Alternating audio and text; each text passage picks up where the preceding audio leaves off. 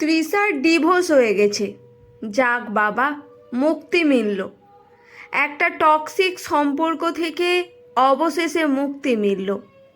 দীর্ঘদিন মানসিক টানাপোড়েনে ভুগেছে তৃষা, কিন্তু দৃঢ়ভাবে সিদ্ধান্ত নিতে পারেনি।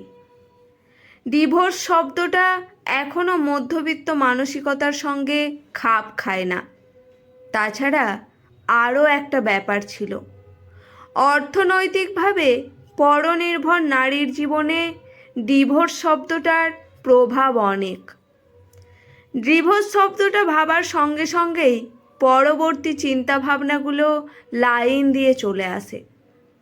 ডিভোর্সের পর সে যাবে কোথায়, থাকবে কার কাছে, সংসার চালাবে কিভাবে, সন্তান প্রতিপালন করবে কিভাবে, সন্তানের রোগ জ্বালা হলে সামলাবে কিভাবে, টাকা পয়সা পাবে কোথায়, কাজ পাবে কোথায়। তাছাড়াও সবচেয়ে গুরুত্বপূর্ণ প্রশ্নটা হলো, বাপের বাড়ি ফিরে যেতে পারবে তো? ডিভোর্সি মেয়েকে বাবা মা গ্রহণ করবে? দাদা ভাই তার ডিভোর্সি বোনকে আগের মতো ঘরের কোণে আর মনের গভীরে আশ্রয় দেবে? সমস্ত প্রশ্নের উত্তর অধিকাংশ ক্ষেত্রেই না হয়। তাই অসহায় একটা মেয়ে ডিভোর্সের মতো সিদ্ধান্ত একা নিতে পারে না। তার চেয়ে বরং চুপচাপ স্বামীর অত্যাচার সহ্য করে একটা আত্মসম্মানজনক শর্তে সংসারে বাস করে, মাথা নিচু করে অমেরুদণ্ডী প্রাণীর মতো থাকতে বাধ্য হয়। তৃষাও প্রথম এটা করেছিল। একমাত্র ছেলে অয়নের মুখ চেয়ে তার আর অভ্রের সম্পর্কটা টিকিয়ে রাখার জন্য প্রাণান্তকর চেষ্টা করেছিল। এজন্য সে অভ্রের চরম শারীরিক আর মানসিক লাঞ্ছনা সহ্য করত। মাতাল স্বামীর গালিগালাজ, অপমান, চড়চাপড় সব অকাতারে সহ্য করত, ছেলে অয়নকে ভালোভাবে মানুষ করার জন্য। অভ্রের পায়ের নিচে পড়ে থাকত। অভ্রের মাও পারেনি ছেলেকে সঠিক পথে আনতে। কিন্তু শেষে একদিন তৃষার ধৈর্যের বাঁধ ভাঙে। অভ্রের অন্য নারীতে আসক্তির কথা জেনে নিজের প্রতি তার চরম ঘৃণা হয়। তার মনকে শক্ত করে মিউচুয়াল ডিভোর্সে রাজি হয়ে যায়। অভ্রকে তাদের বিষাক্ত সম্পর্কটা থেকে মুক্তি দেয়। এরপর ফেরার পালা। একদিন যে বাড়ি থেকে বিদায় নিয়ে সে অভ্রের সাথে সংসার করতে গিয়েছিল, এখন পুনরায় সেই পথ ধরে আগের ঠিকানায় ফিরে আসতে হবে তাকে। 7 বছরের ছেলেকে নিয়ে বাড়ি ছাড়ার মুহূর্তে শাশুড়ি মীনা দেবী তাকে বাধা দেয়। বৌমা, তুমি কোথাও যাবে না। আমার একমাত্র নাতিকে নিয়ে তুমি রাস্তায় রাস্তায় ঘুরবে, এটা আমি সহ্য করতে পারবো না মা। তুমি আমার কাছে থেকে যাও। এটা তুমি কিভাবে বলতে পারো মা? এটা আমার বাড়ি, এখানে ও থাকবে কিভাবে? অভ্র, বাড়িটা কিন্তু তুমি করনি, এটা তোমার বাবার তৈরি করে দিয়ে গেছেন। এটা তোমার বাবার বাড়ি। বাবার মানেই তো আমার। আমি বাবার একমাত্র ছেলে। বাবার সব সম্পত্তিতে আমার অধিকার আছে।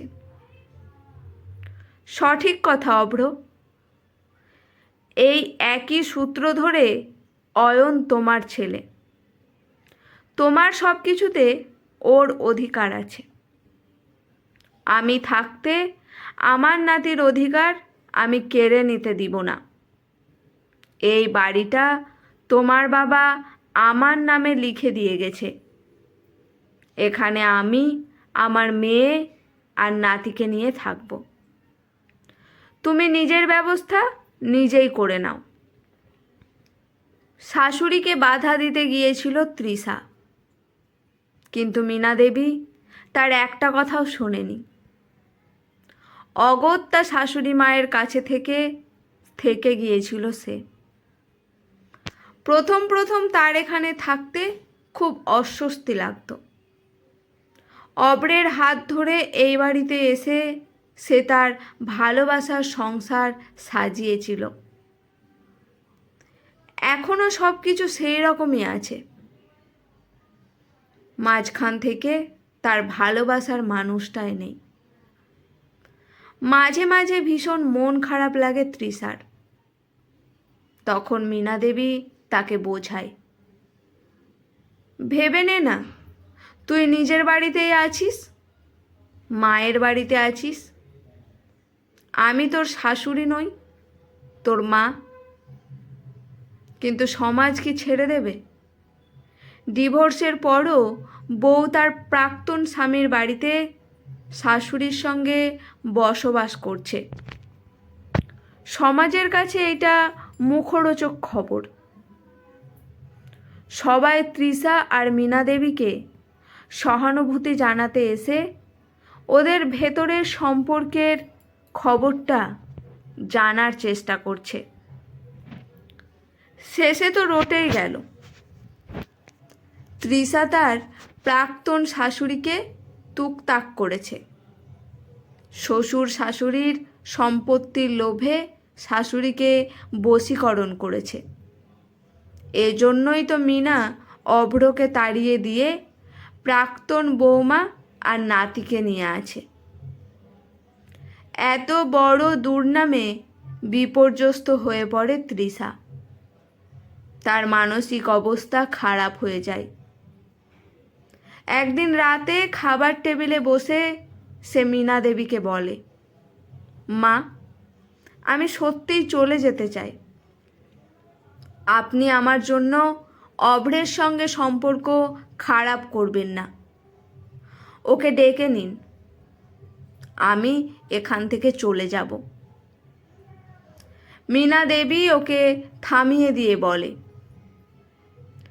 তুই এই বাড়ির বউ, এই ঘরের ছেলের মা।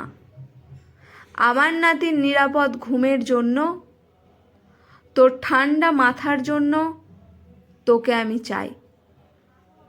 এতে কার কি বলার আছে সেটা তোর ভাবার দরকার নেই। লোকের কথায় মন দিতে নেই।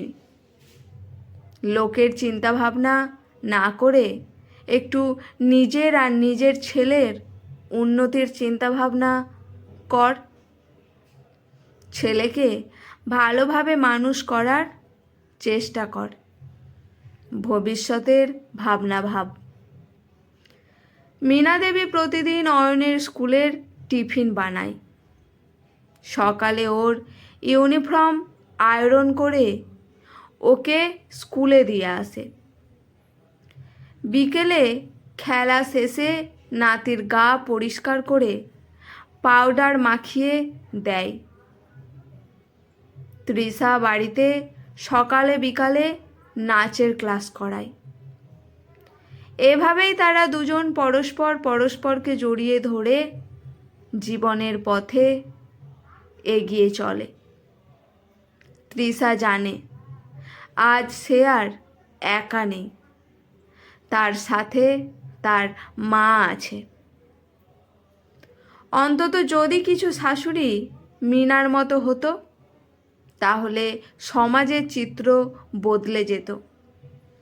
গার্হস্থ্য হিংসা অনেকাংশে কমে যেত।